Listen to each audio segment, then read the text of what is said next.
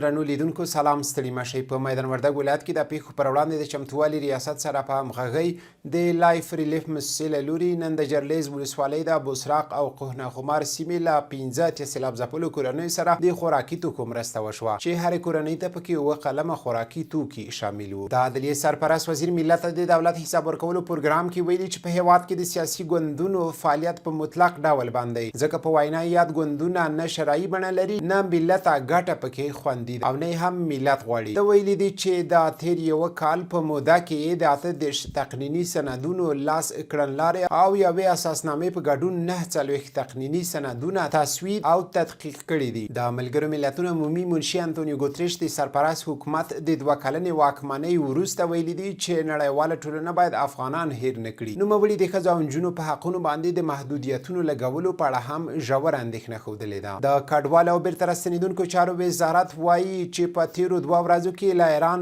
4800 تن افغان کډوال هیواد ته ستانه شوي دي. یاد وزارت ویلي دي چې دغه کډوال پرون هرات ولایت د اسلام کلا بندر له لارې هیواد ته ستانه شوي. پر اوکراین د روسیې له برید راهیسې تر اوسه په دې هیواد کې شاوخوا 9000 او 500 ملکیان وژل شوي او 1000 ټپیان شوي دي. د بشر حقونو په چارو کې د ملګرو ملتونو عالی کمشنرۍ تیره ورځ ویلي چې په وژل شوو کسانو کې 554 ماشومان دي. دا و د نن ورځې مهم خبرونه.